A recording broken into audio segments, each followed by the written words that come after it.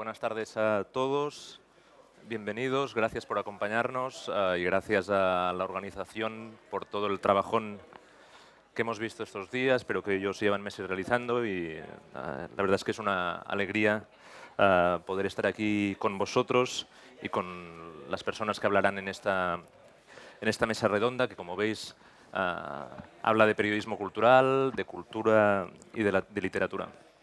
Después los presentaré, pero yo quería empezar recordando un día de hace prácticamente 30 años, el 13 de junio de 1996. No sé, a lo mejor tú sabrás si era por la mañana, por la tarde o por la noche, pero en cualquier caso ese día los espectadores de la televisión pública ZDF pudieron ver un programa de libros que se titulaba, en la traducción castellana, El Cuarteto Literario. En alemán, ¿cómo era? Literarische Quartett. Das literarische Quartett. Ist das gut? Kann man hören? Könnt ihr den Ton mal höher machen? Könnt ihr hochdrehen? Sí, nos escucháis, ¿no? ¿Sí? ¿Bien? Vale. Das literarische Quartett. El presentador era crítico del Frankfurter Allgemeine Zeitung y estaba entusiasmado con una novela que acababa de traducirse. Aquel día, Marcel Reich-Ranicki, si pronunció mal puedes bien. corregir, manifestó un enorme entusiasmo por esa novela y dijo: no existe otra obra de arte de igual calidad. Como seguramente sabréis, esa novela era Corazón tan blanco de Javier Marías y diría, o tal como nos lo hemos contado, el periodismo cultural ese día consiguió en buena medida que Marías se convirtiese en un autor relevante en Alemania. Al cabo de 3 años, en 1999, los críticos de la radio-televisión del suroeste de Alemania, que por lo que he leído cada semana elaboraban una lista de los mejores libros, dieron un premio, el SWR Bestenlist, a Rafael Chirves por la larga marcha y la buena letra. Y ese es uno de los momentos claves también de la difusión de Chirves en el sistema editorial alemán. Algo de lo que hoy querría que hablásemos es si eso que ocurrió entonces hoy todavía sería posible o no y de qué manera lo sería. Y para ello tenemos a tres periodistas, a 3 periodistas culturales que ejercen la crítica también, que os los presento, los conocéis, os los presento por orden alfabético. Guillermo Altares estudió filosofía y se licenció en periodismo, y ayer me decía que lo importante fue la filosofía más que el periodismo. Ha desarrollado su trayectoria profesional en el diario El País, en la sección de Internacional y en la de Cultura. En la sección de Internacional, entre otras muchas cosas, cubrió la guerra de Afganistán, del Líbano y otra que no recuerdo, pero de la que por suerte saliste vivo, como podemos constatar. Fue redactor jefe de Babelia y ahora lo es de Cultura en el diario El País. Y su libro Una lección olvidada, premiado, publicado hace 3 o 4 años, si no recuerdo mal, premiado por los libreros de Madrid. Para mí es una lección de humanismo para comprender lo que ha sido Europa y cuáles son sus valores. Paul Ingenday. Bien. A finales de la década de los 80 empezó a colaborar en el Frankfurter Allgemeine. En los 90 era redactor literario del periódico y después, durante 15 años, fue corresponsal cultural de la península ibérica, establecido en Madrid. Actualmente es corresponsal cultural para Europa desde Berlín y su conocimiento de la cultura española y de la literatura española lo han podido comprobar durante estas semanas los lectores de su periódico, porque ha publicado algunas informaciones muy interesantes sobre Irene Vallejo, sobre Sergio del Molino o algunas panorámicas sobre la narrativa española actual que no nos iría mal traducir, la verdad, porque eran especialmente lúcidas. Laura Revuelta se licenció en periodismo, ejerce de periodista, es comisaria de arte, formó parte del equipo del suplemento Blanco y Negro. Y entiendo que la mayoría de tu trayectoria, no sé si toda, la ha sido en ABC. Y actualmente es redactora jefe de ABC Cultural, que es, como sabréis también, uno de los suplementos culturales más valiosos de la prensa española. Y además creo que tenemos que felicitaros porque este año cumplís los 30, los 40... Los 30. Los 30, por tanto, felicidades, y es autora del Objetivo Barroco. Empezamos con vosotros. Lo que ocurrió con Marías y con Chirves, o sea, esa capacidad de prescripción del periodismo cultural, ¿hasta qué punto creéis que hoy sería posible o no? ¿Empiezas tú, Quien Laura? ¿Empiezas tome tú? primero la palabra se la queda. Empiezo, si queréis, ¿se oye bien? Sí, No, ¿no? más cerca, más cerca. ¿Más acá? Un ¿Más pelín acá? más cerquita y hablar en Ahora voz que alta, sí. ahora noto, sí, Perfecto. efectivamente. Y si no, pues me lo voy sujetando. Bueno, empiezo. Gracias por la presentación, gracias por estar aquí con nosotros, y es un placer porque, bueno, quiero decir, nos conocemos esto a pie de tierra y en el día a día, que es donde realmente se aprecian, digamos, este debate que vamos a plantear y la primera pregunta que nos has hecho. A ver, yo creo que siguen existiendo un poder prescriptor, digamos, de medios de comunicación o suplementos culturales y páginas de cultura en los que todos nosotros trabajamos y escribimos, pero no creo que sea con la misma potencia o intensidad o la misma influencia que existía en el caso muy concreto que tú has planteado, y una realidad muy concreta que es la alemana, que creo que no es la misma que pudiera ser en España, ¿no? Quizá ese carácter prescriptor en la cultura alemana sea más habitual. En la española yo creo que no sé si ha existido antes con tanta definición, y creo que está posiblemente un poco más desvirtuado o más perdido debido a, bueno, es decir, a revoluciones que están afectando a los medios de comunicación, como puedan ser las redes sociales, internet, los distintos soportes donde se transmite la información, la crítica, etc.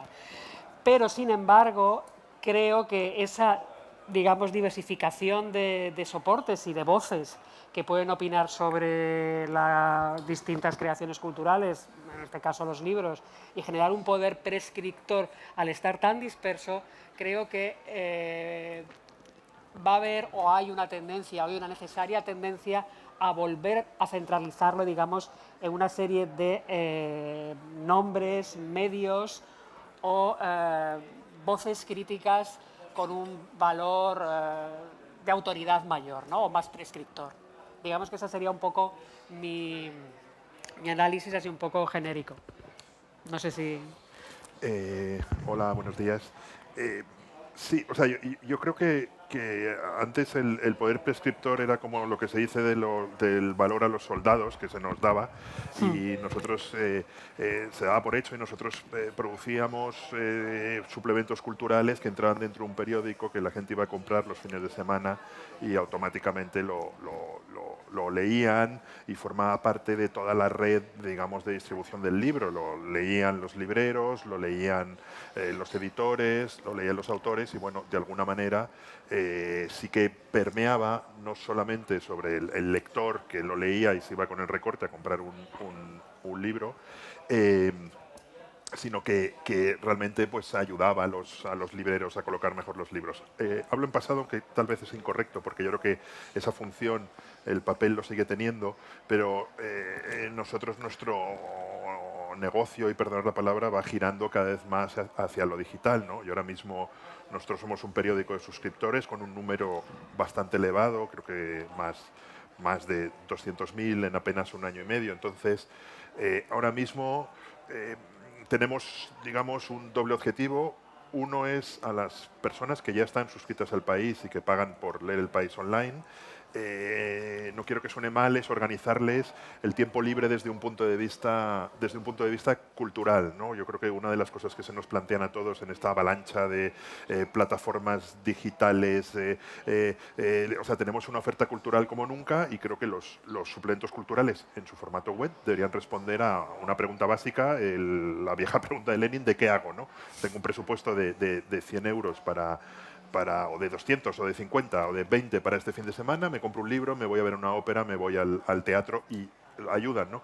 Y hace un par de años hice un informe para la dirección del periódico sobre rastreando, yo creo que 50 periódicos de todo el mundo sobre si tenían algo parecido, y es curioso porque los 50 periódicos de todo el mundo tenían algo parecido. El modelo de esto sería el Life and Arts del Financial Times, que incluye realmente todo lo que puede ser la vida cotidiana de un inglés. Tiene hasta una sección de jardinería, que es la mejor sección de jardinería de la historia de la prensa universal, que hace un tipo que se llama Robin Lane Fox, que es un catedrático de Cambridge, autor de una biografía brutal de Alejandro Magno, que a la vez escribe cada sábado regularmente. Entonces ahí los ingleses me compro una planta para trabajar en el jardín, me compro un libro, me voy al teatro, o que veo, ¿no? Incluso en la parte de las películas ya no distinguen entre lo que se estrena en cine y lo que se estrena en plataformas. Ahí ponen 6 películas. Entonces, ahí el poder prescriptor está en la selección, ¿no? Y por otro lado, también nuestro negocio ahora mismo consiste en que la gente pinche en un artículo, se encuentre con un muro de pago, le interese leerlo y saque la visa y se suscriba al país para leerlo, ¿no? Y ahí nuestra competencia hasta hace poco eran los otros periódicos, ahora nuestra competencia son los otros periódicos, pero sobre todo TikTok, Google, YouTube. El otro día publicamos un reportaje contando que hay toda una generación que a mí ni se me ocurriría que para decidir si va a entrar en un restaurante o no, lo que hace es meterlo en TikTok y ver qué reviews hay en TikTok. Entonces ya no es que competamos con las reseñas de ABC Cultural, que son muy buenas, o con las de las reseñas de Vanguardia, sino que competimos con alguien que está en una librería y no se le ocurre, o sea, ni se le pasa por la imaginación buscar aquello en un periódico, porque además se encuentra con un muro de pago y no sé qué, sino que lo que pone es TikTok o YouTube. Y entonces la lucha por la atención es muchísimo más complicada. Dicho esto, soy relativamente optimista porque todos los periódicos del mundo importantes tienen algo parecido, todos. Muchos han cerrado los suplementos puros de libros. En Estados Unidos creo que solo queda como suplemento puro de libros el de New York Times, sino que son suplementos mucho más mixtos, donde lo mismo hay una reseña de libros que la última serie de Netflix.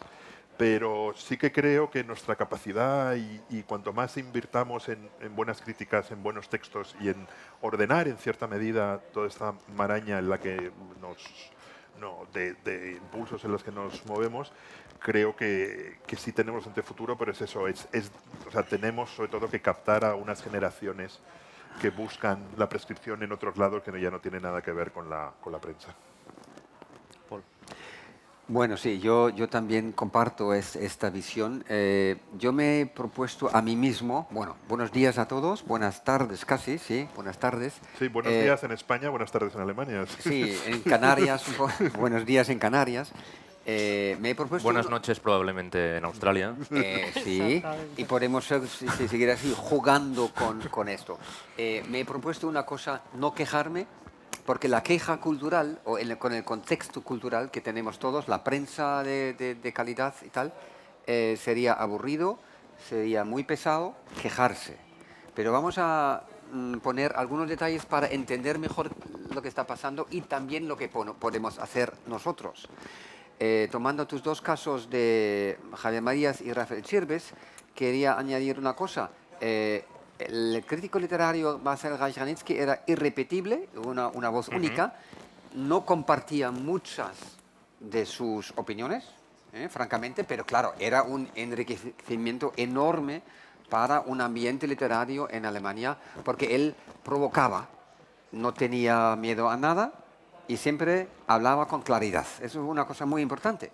El periodismo tiene que ser claro, entendible y al grano, ¿no? Y eso es una virtud muy importante que no se puede perder.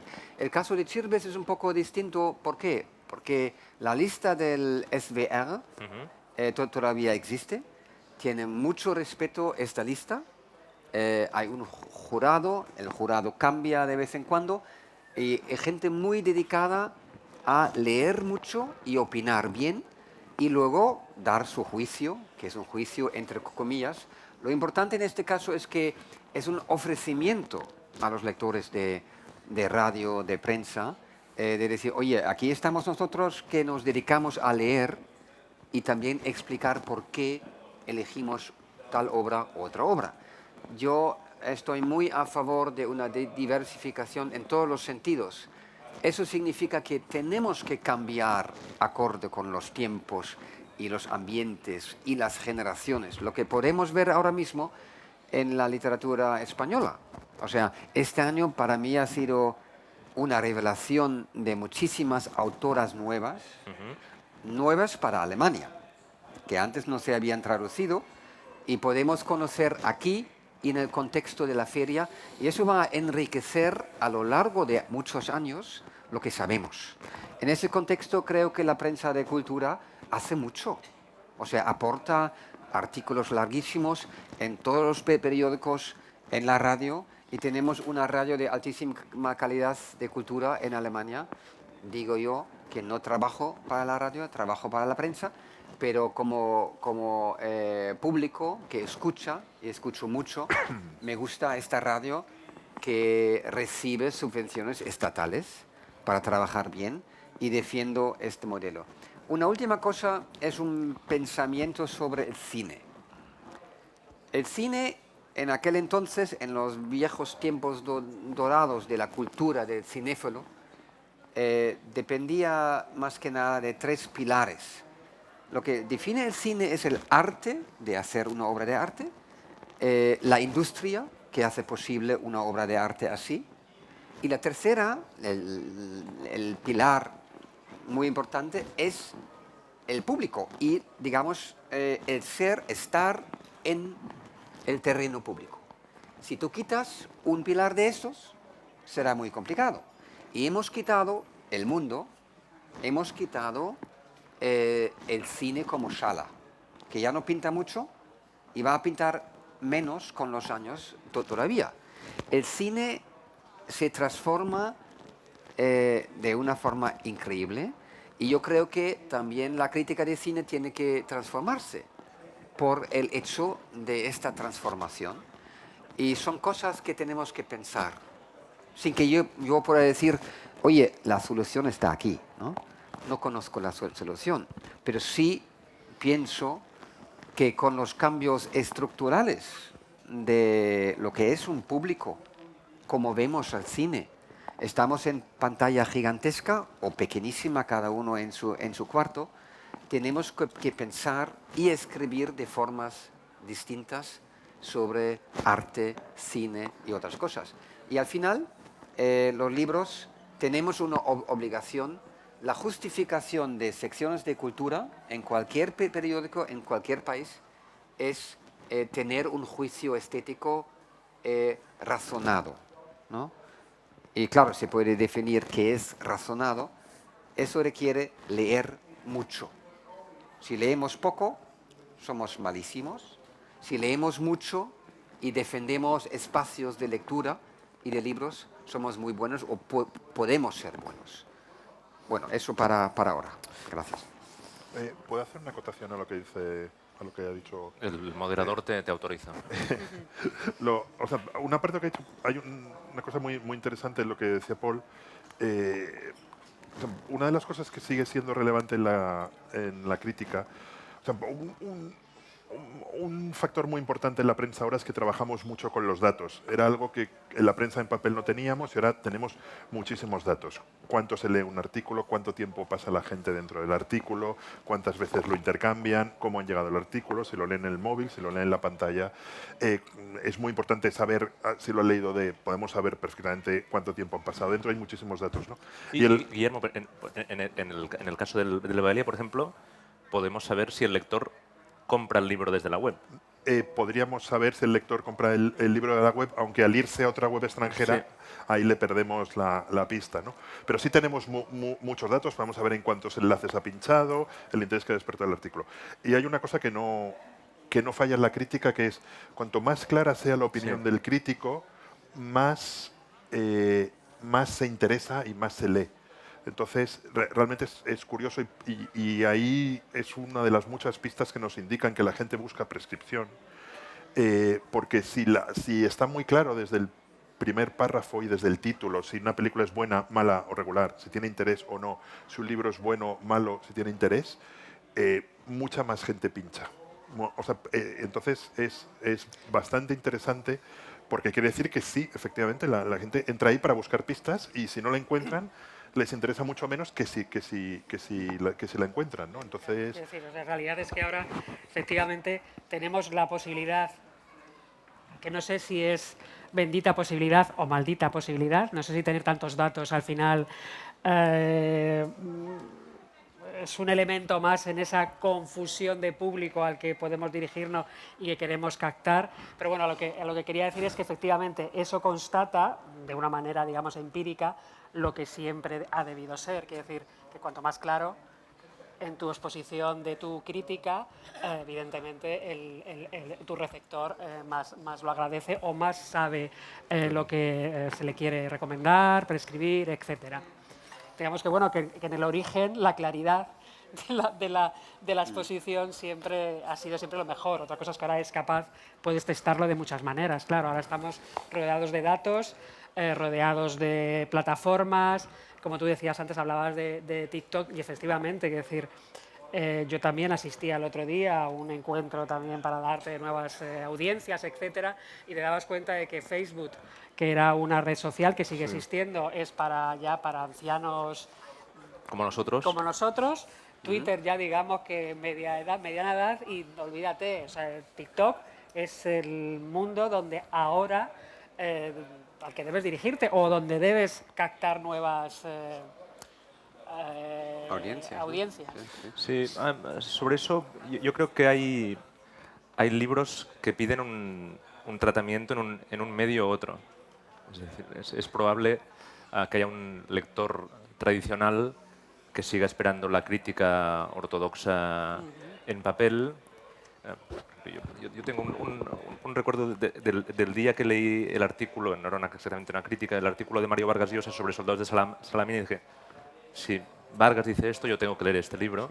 Sí. Yo soy un pleistocénico en este sentido, o en cualquier caso le otorgo una autoridad prescriptiva a ese Vargas Llosa enorme, pero en cambio es probable que algunos de los libros que comentabas de las nuevas autoras, y eso lo comenté con periodistas que hacen podcast, el público potencial no lo encuentren a través del suplemento cultural, sino a través del podcast, por ejemplo. Puede ser, ¿no? Y porque digamos que el tipo de oyente o el tipo de lector potencial a la hora de informarse y atender a una selección también usa un formato u otro. Está claro que, por ejemplo, sería lo de TikTok. Y sobre los datos, yo no sé si es bueno o malo que los tengamos, pero los tenemos. Y no podemos hacer ver que no los tenemos. Hay una cosa que me interesa mucho saber, si nos dejamos guiar y en qué medida por los datos estos, es muy importante, es crucial, porque nosotros también tenemos esos datos y llevamos muy poco tiempo en recibir cada día. Cada redactor y corresponsal del periódico Frankfurt Allgemeine recibe todos los días de Analytics, ¿cómo se llaman? Sí. Y la mayoría de gente no los mira. ¿Por qué? Porque no importa cada día saberlo, porque es como la bolsa, ¿no? O sea, te vuelves loco. Así lo dejamos. Pero hay días cuando es muy importante verlo bien para entender procesos de lectura y cómo pinchan y qué va a guiar a los lectores. Yo propongo tener un equilibrio entre escoger los temas, la redacción, bien, y defender temas esenciales de cultura, y también escuchar un poco lo que quieren. Porque si todos solo damos a los lectores lo que quieren, hacemos una sección horrible, y si desoímos constantemente y en principio a lo que quieren, también hacemos algo muy, muy malo. O sea, hay que tener equilibrio, ser muy atentos a un lugar, pero también defender, por ejemplo, que autores como Javier Marías o Chirves o muchos otros y otras, hay que hablar sobre ellos porque son importantes, ¿no? Hay que tener criterio y defenderlo y al mismo tiempo escuchar un poco. Ahí es el problema, ¿no? Sí, nosotros nos encontramos, seguramente vosotros también, intuyo, por ejemplo, a la hora de titular una reseña, puede ser que esa reseña, si aparece en la web con el mismo título que aparece en papel, de repente no la lee nadie. Claro. Y lo lee muy poca gente porque sabemos si le está leyendo gente Cambiamos, o no. siempre. Entonces, el cambio de, o sea, adaptar la poética del título del artículo a cómo funciona, a cómo se comporta el lector que lee periodismo en la red, puede modificar completamente, sí, y puedes captar la atención para un artículo que merece esa atención y que mal titulado no la tendría. No, quiero decir, eso no es malo, quiero decir, a ver, evidentemente cada soporte periodístico tiene unas condiciones. Eso. El que escribe para radio no es lo mismo que escribir para un periódico ni para la televisión. Obviamente cada soporte eso no es malo, ni malo, bueno, es una realidad, es un soporte distinto en el que tú tienes que escribir con otras reglas que son las que exige ese soporte. En este caso se llama buscadores en Google, Sí. ¿no? Pero bueno.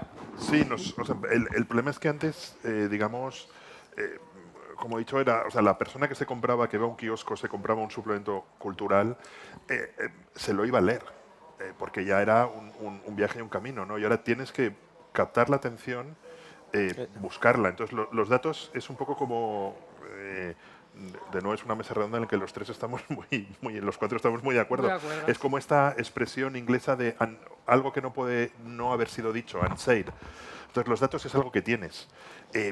Para mí, trabajar con ellos es...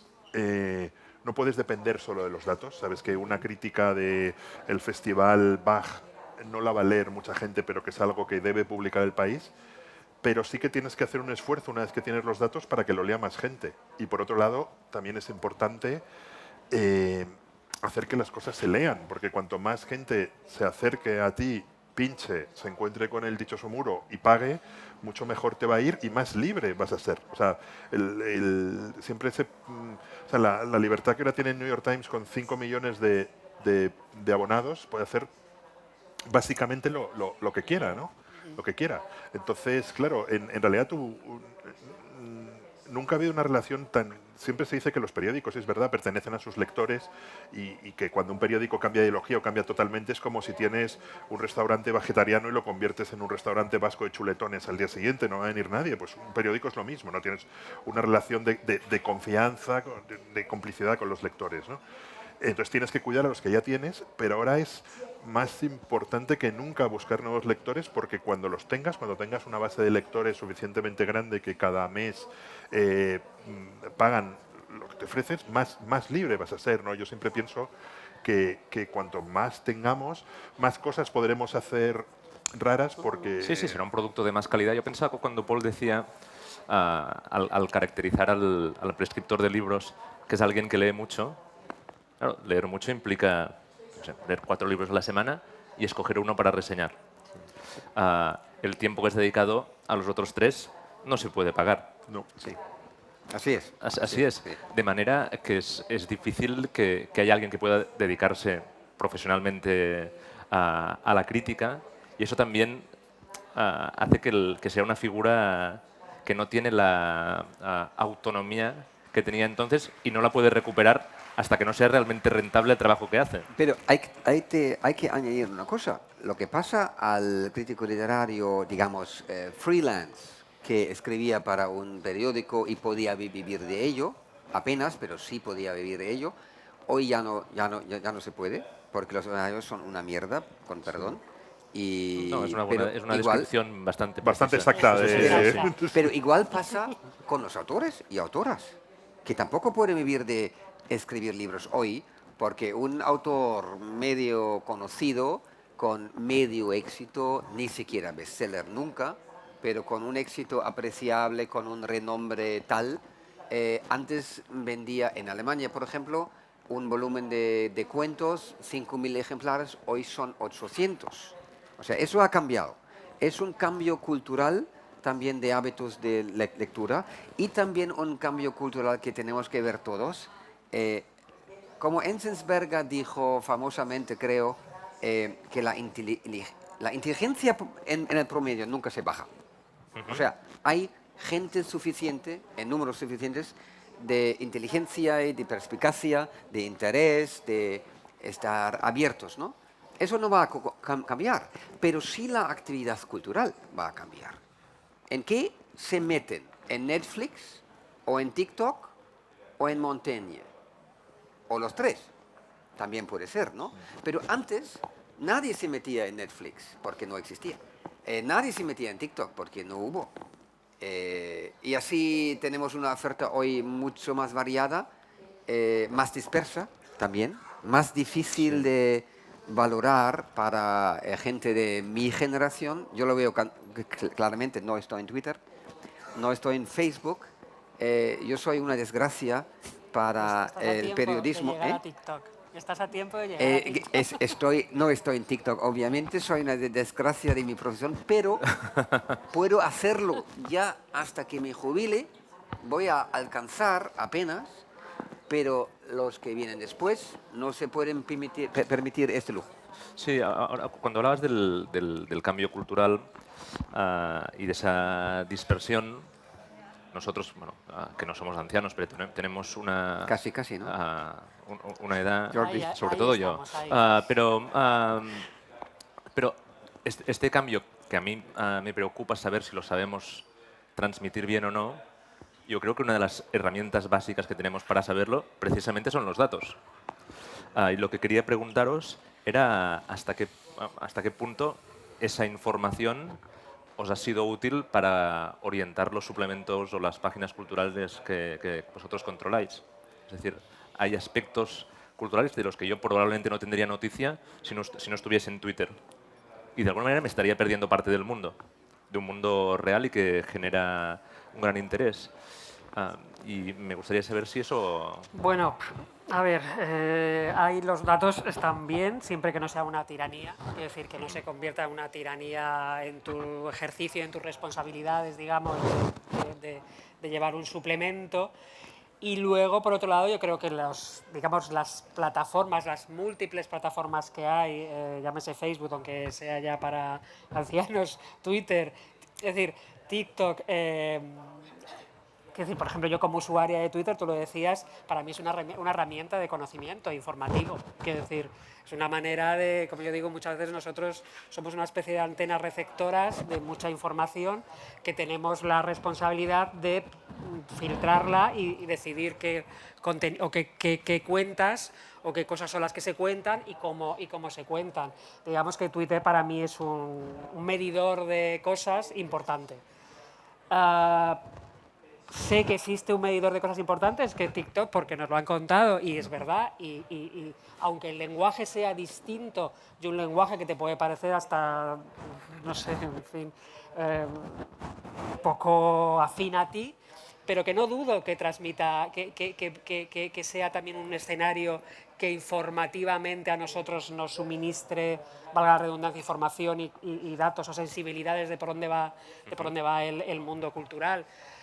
Todo eso es, yo creo que todo eso es muy bueno y es una de las grandes virtudes de nuestro tiempo, esa capacidad de tener 200.000 plataformas en las que puedes testar los 200.000 gustos que puedan tener tus potenciales receptores. Ahora es una locura.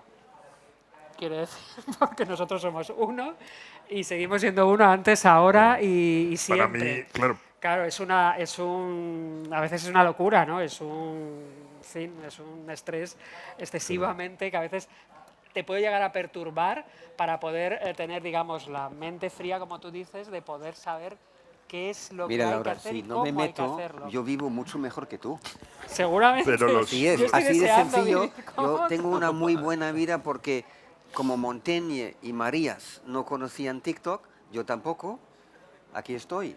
Pero la verdad es que, claro, soy un dinosaurio en ese sentido y lo admito, pero digo adiós, ¿no? Adiós a todo, porque los más jóvenes no se pueden permitir esta actitud que ahora tengo y no quiero decir que es una buena actitud, para que sepan, ¿no? O sea, no defiendo mi actitud, pero es la mía y no controlo.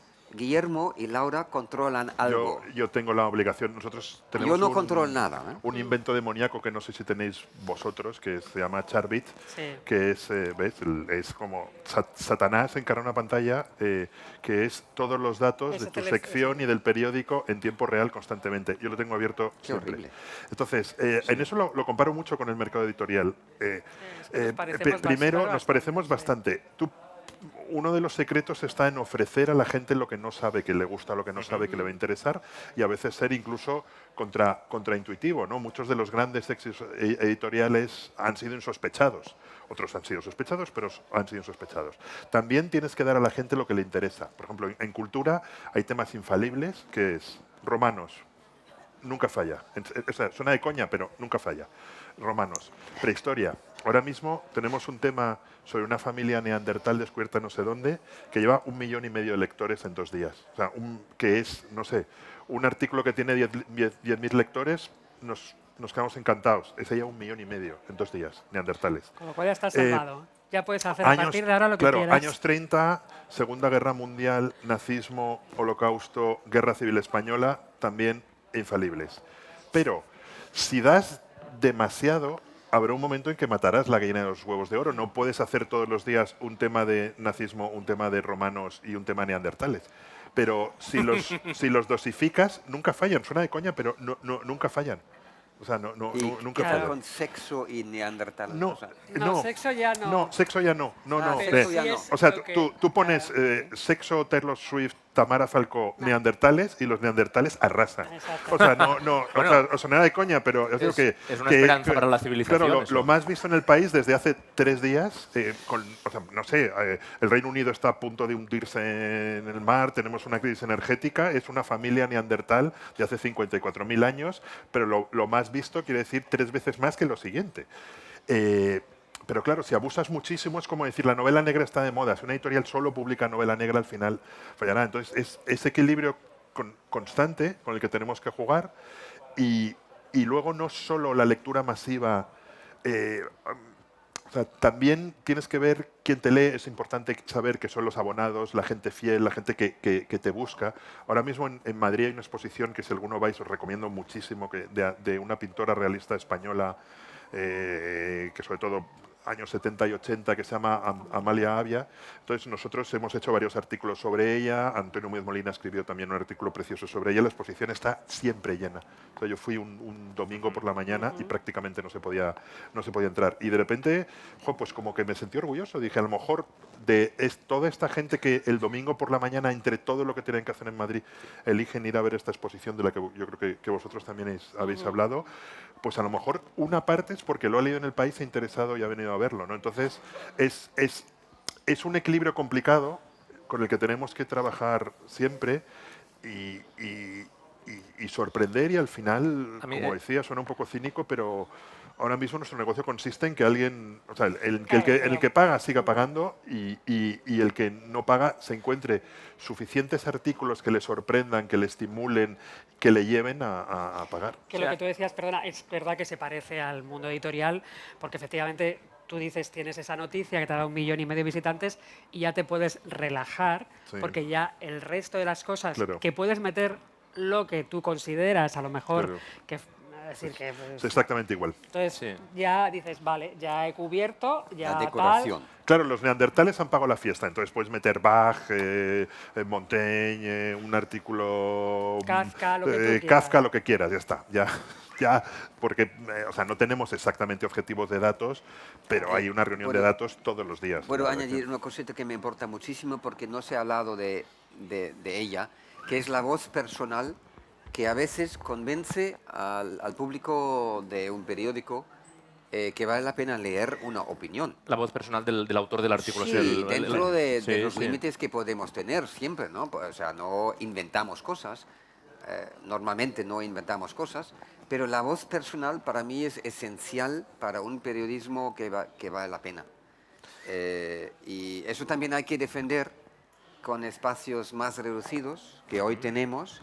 Teníamos un lujo en el Frankfurt hace 30 años cuando empecé, el fin de semana, una llamada Tiefdruckbeilage, era un suplemento de altísima calidad de papel, se imprimía en un aparato muy distinto de lo normal, de un papel pues indestructible para siempre.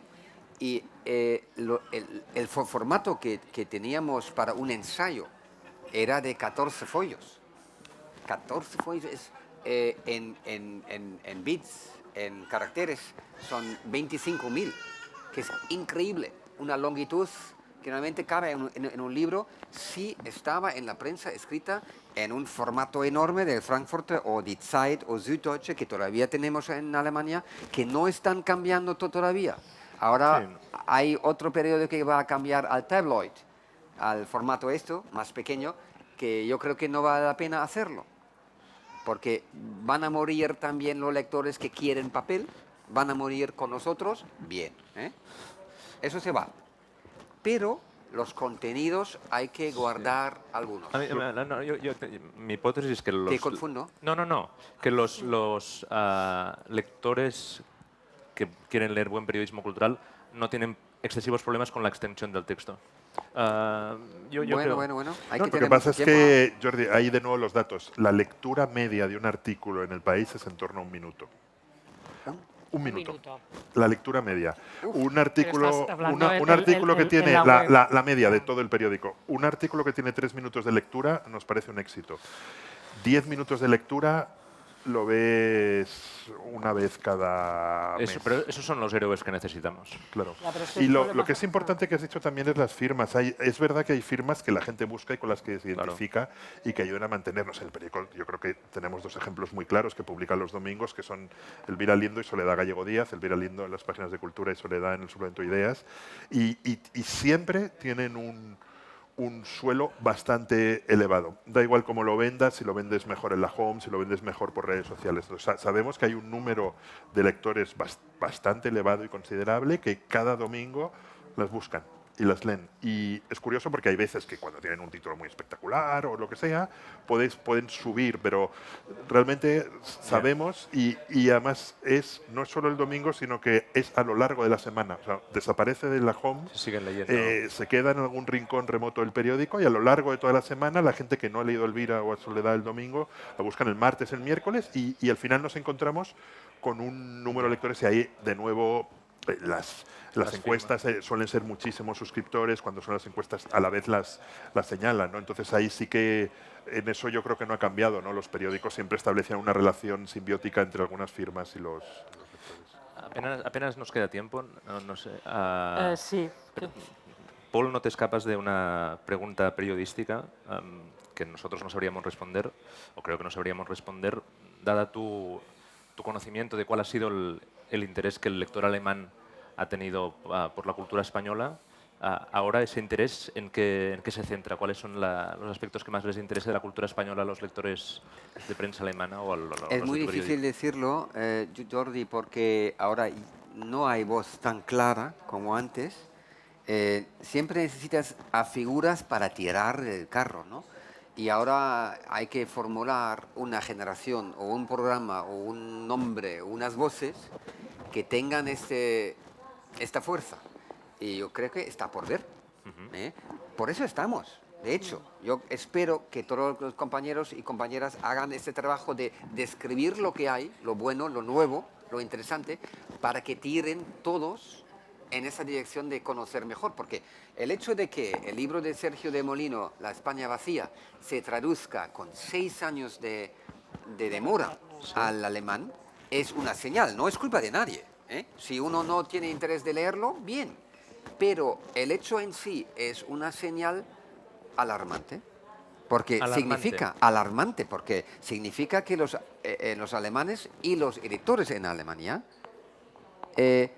no piensan que es importante tener un éxito de 100.000 o 150.000 ejemplares en España, en Alemania, porque no queremos saber de no es nuestro vecino, pero es un país muy querido, muy cercano, muy conocido en sus playas, y ahí estamos. En la playa y en el TikTok, yo me quedo con Montaigne y el interior y la España vacía. Bueno.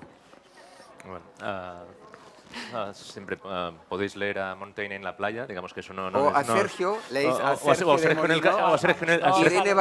en el Castillo de Pol. Irene Vallejo y tal, leer voces nuevas para entender lo que este país es. Sí. Muchas gracias a los tres. Creo que es momento de acabar. Informaros de que la siguiente conversación que habrá en esta sala, que creo que es la turquesa, es la... No, esta es la cereza. Es la cereza.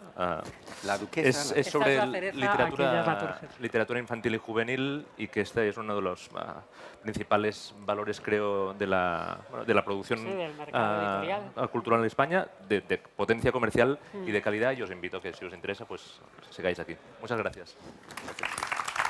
Gracias. Gracias.